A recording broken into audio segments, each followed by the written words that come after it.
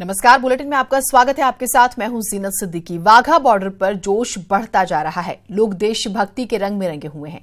हमारे सहयोगी यादवेंद्र सिंह हर पल की रिपोर्ट अपडेट्स जो हैं बता रहे हैं। पर सबसे पहले हम दिखाते हैं कि कैसे जो ढोल नगाड़ा यहाँ पर है उससे खुशी है, जो पूरे इंडिया को फिक्र था और यहाँ पर लोग नाच गा रहे हैं। हम लोगों से बात करते हैं, क्या कहना आपको, मतलब कितनी खुशी है इस बात की? हमारे को इतनी ज्यादा खुशी है कि हम लोग इतना ज्यादा खुश हैं, चाहे तो इंडिया जान दे सकते हैं, तो जान ले भी सकते हैं। तो क्या आपको क्या लगा? हम दादी से आए सर जी, हम जब भी देखा न्यूज तभी आ गए। हमारा गांव सभी उठकर आ गया। भाई आ रहा है हमारा उधर से तभी यहाँ पर लोग नाच गा के और ढोल से, ढोल जो है वो पंजाब का सिंबल है, ढोल जो है वो पंजाब का सिंबल है। ढोल से आप देख सकते हैं, ढोल वो सिंबल है जिस सिंबल से पंजाबी जश्न मनाते हैं और इस चीज का जश्न मनाया जा रहा है और खुश हैं लोग, खुश हैं कि अभिनंदन वापस आए हैं। तो हम और लोगों से बात करते हैं जिनसे, ये भाई साहब अभी गाना गा रहे थे, तो आप अगर आप गाना सुनाएंगे जो आप गाना सुना रहे थे पहले। गाना जी, गाना एक मिनट जी, एक मिनट गाना देखे जी। दिल दिया है जान भी देंगे, है वतन तेरे लिए। दिल दिया है जान भी देंगे, है वतन तेरे। Excellencies, foreign ministers of OIC countries, leaders of the delegations, distinguished ladies and gentlemen. I'm honored to join my colleagues from nations that represent our great religion and ancient civilizations. I stand here as a representative of a land that has been for ages a fountain of knowledge, a beacon of peace, a source of faiths and traditions, home to many religions, and now one of the major economies of the world.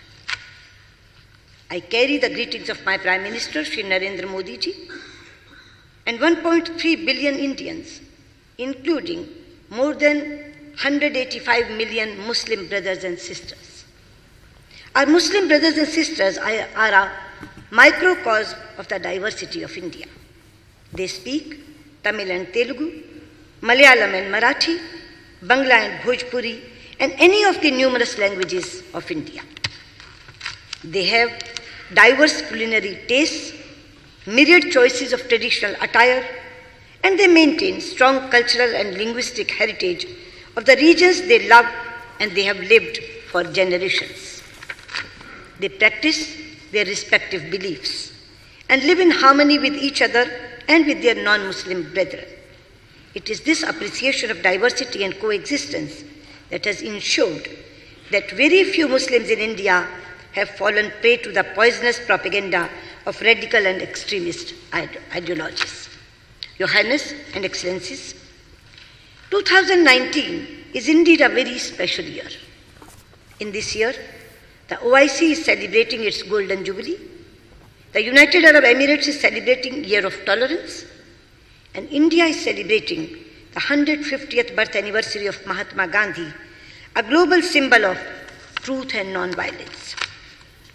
It is therefore a matter of pride for me and for India to be invited in this special year to be your guest of honor and to be extended a hand of friendship. I convey my deep appreciation to Foreign Minister, His Highness Sheikh Abdullah bin Zayed, for his sagacious leadership and for his invitation. Thank you, Your Highness. Your Highness and Excellencies, in the past 4 years, few relationships have seen as much engagement as India's relationship with the UAE and indeed with the entire Gulf and West Asia region. It is a return of history. UAE has shown how a nation can power its progress with a grand vision, with the openness of the world, with an embrace of technology, with investment in human resources, and with an environment that nurtures talent and cultures from around the world. We also express our special gratitude to Saudi Arabia, Bangladesh, and other friends for their strong support for hearing India's voice in this forum. Your Highness and Excellencies, the OIC member constitute more than 1/4 of the members of the United Nations and nearly a quarter of the humanity. It is an organization that has a key role in shaping our world. It brings together nations on the foundation of a common faith, but also by a shared desire for a better future for their people. From Southeast Asia to the shores of Latin America, from the steppes of Central Asia to the vast expanse of the African continent, from South Asia to the great arc of West Asia and North Africa, the nations represented here also reflect a magnificent diversity of language and literature, customs and culture, history and heritage. Your Highness, Excellencies, India shares much with you. Many of us have experienced the dark days of colonialism. Many of us saw the light of freedom and the bright ray of hope at the same time. We have stood together in solidarity in our quest for justice, dignity, and equality of all people, regardless of race and religion. We have worked together to fashion global institutions into representative platforms, defined not by the interest of a few, but the voice of all sections of humanity. We have together struggled for a world where access to resources, markets, and opportunities is fair and balanced. And with so many nations here, India has forged deep bonds of friendship and close partnership. Friends, as India's economy has grown and become more integrated with the world, these partnerships have become stronger. We have excellent political ties marked by warmth, respect, and goodwill. With many, we have expanding defense and security cooperation. Our economic engagement is robust and growing rapidly. Our digital partnerships are shaping the course of our future, and our ties have the warm glow of deepening human and cultural links. Nations to our east, Brunei, Indonesia, and Malaysia, are important pillars of India's Act East policy and of our broader engagement in the Indo-Pacific region. In our neighborhood, with Afghanistan, Bangladesh, and Maldives, we have ties forged in our shared struggles and sacrifices, in the immeasurable warmth of our hearts, and in our unwavering commitment to the security and prosperity of our people and region. In Central Asia, where human aspirations linked us across the mightiest mountains since ancient times, we are rebuilding our relationship along new routes of possibilities. We do this especially with and through Iran, a country with which we not only share civilizational and cultural links, but a partnership that is vital for stability and prosperity in our region. In West Asia, our solidarity with the aspirations of the Palestinian people have remained unwavering. Our international journey was often pursued in close partnership with Egypt. Iraq and India have stood together in our triumphs and trials. We have with great admiration supported Jordan's efforts in strengthening the voices of moderation and building bridges of understanding between faiths.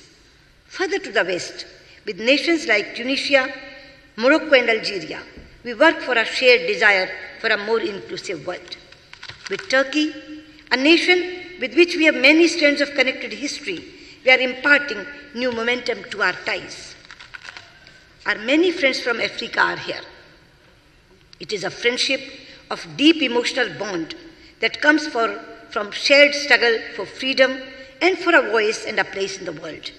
Today, on the foundations of that extraordinary heritage, India and Africa have launched a new partnership of prosperity in the dynamic African continent. And here in our neighborhood of the Gulf region, our relationships are as old as time. The tides of Arabian seas have carried forth our timeless links of trade, culture, and religions. Presently, the Gulf region is our largest market, supplier of energy, and source of remittances. More than 8 million Indians living in the region are the 8 million vibrant threads of this partnership. But now our relationship is much more than that. Thanks to the extraordinary effort and attention by Prime Minister Narendra Modi and the leadership of the region.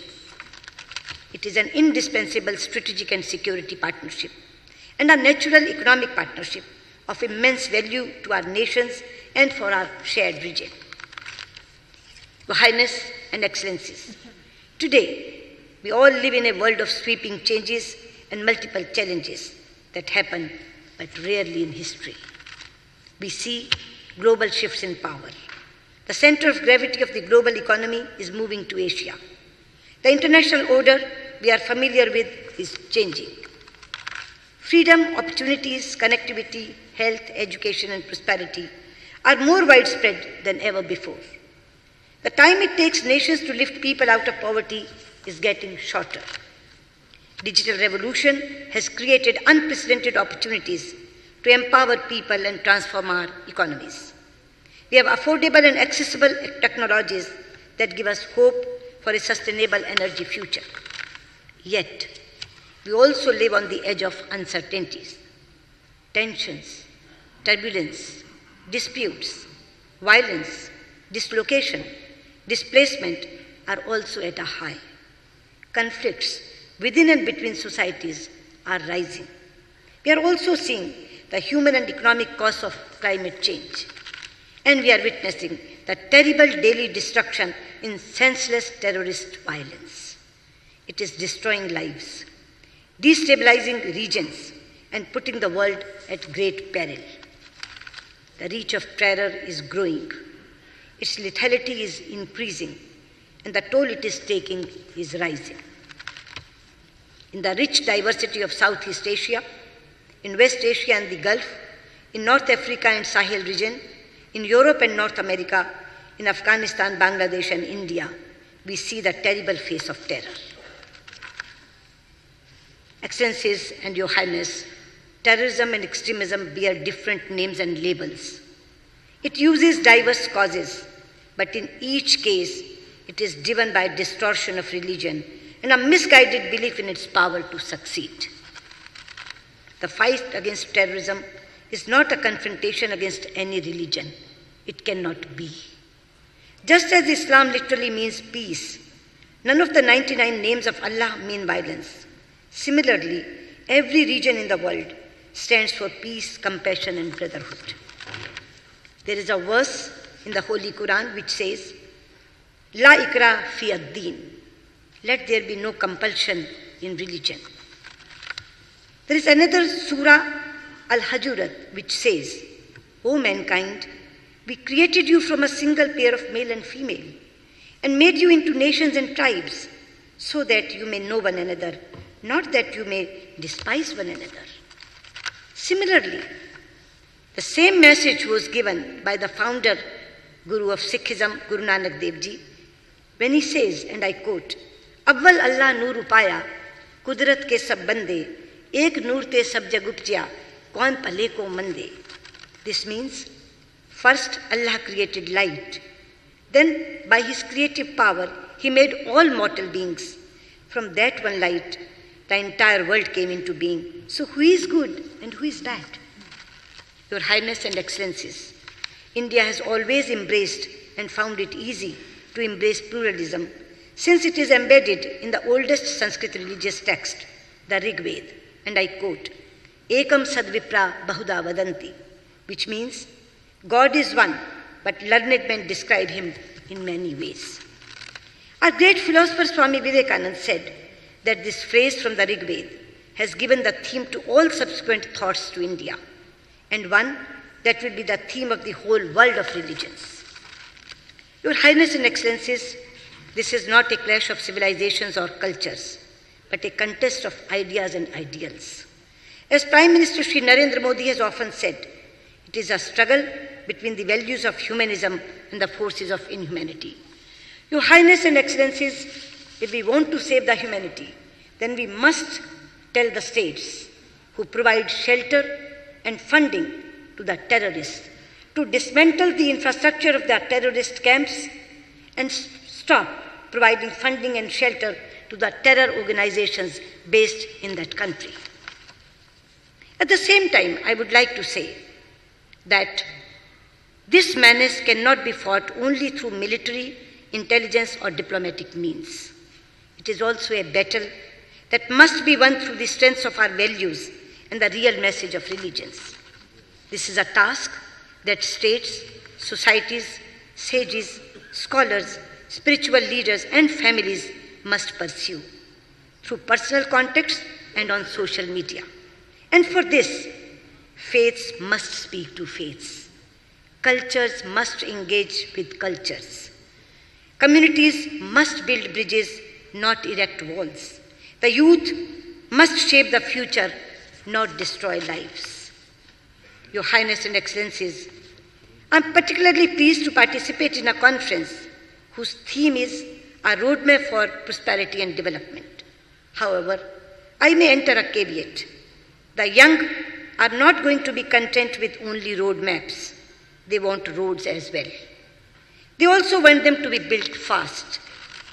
It must be our common objective to ensure that we leave them a world that is infinitely better in terms of equitable economic growth and social justice than the one we inherited. That is the mission which has brought us together in Abu Dhabi, a city that has matured into a landmark of Asia and the world. Your Highness and Excellencies, India is the world's third largest economy on purchasing power parity and is the fastest growing one.